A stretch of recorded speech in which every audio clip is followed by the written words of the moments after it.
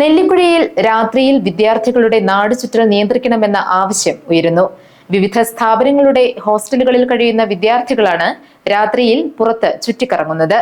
മോഷണവും മയക്കുമരുന്ന് വ്യാപനവും വർദ്ധിക്കുന്ന സാഹചര്യത്തിലാണ് നാട്ടുകാർ ഇത്തരമൊരു ആവശ്യം ഉന്നയിക്കുന്നത്.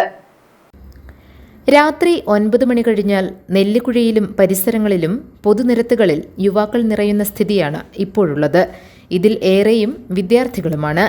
ഹോസ്റ്റലുകളിലും മറ്റു താമസ കേന്ദ്രങ്ങളിലും അന്തേവാസികളായ വിദ്യാർത്ഥികൾ രാത്രിയിൽ പുറത്തു കടക്കുകയാണ്.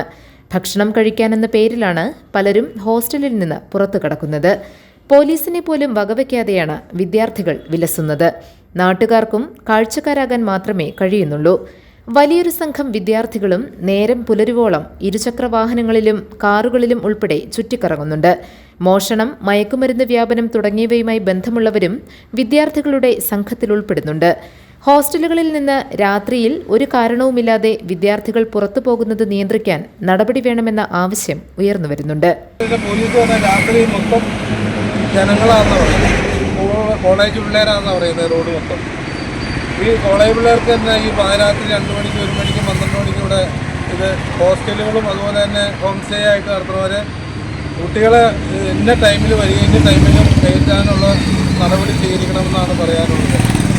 അതുപോലെ തന്നെ പോലീസ് അധികാരികൾ ഈ രാത്രി കുട്ടികളും മറ്റുള്ളവരും ഇതിനെ വരുമ്പോൾ അവരെ പറഞ്ഞു നിർത്തി ചോദ്യം ചെയ്യേണ്ട ബാധ്യത അവർക്കുണ്ട്. അതോടുകൂടി ശ്രദ്ധിച്ചാലാണ് നാളെ ഒരു ദുരന്തം ഉണ്ടാവാണ്ടിരിക്കാൻ വേണ്ടി നാടിന് സമാധാനപരമായിട്ട് ജീവിക്കാനും സന്തോഷപരമായിട്ട് മുന്നോട്ട് പോകാൻ നടത്തുള്ളൂ എന്നുള്ള കാര്യത്തിലാണ് ഞങ്ങൾ ആവശ്യപ്പെടുന്നത്. GTV news, Kothamangalam.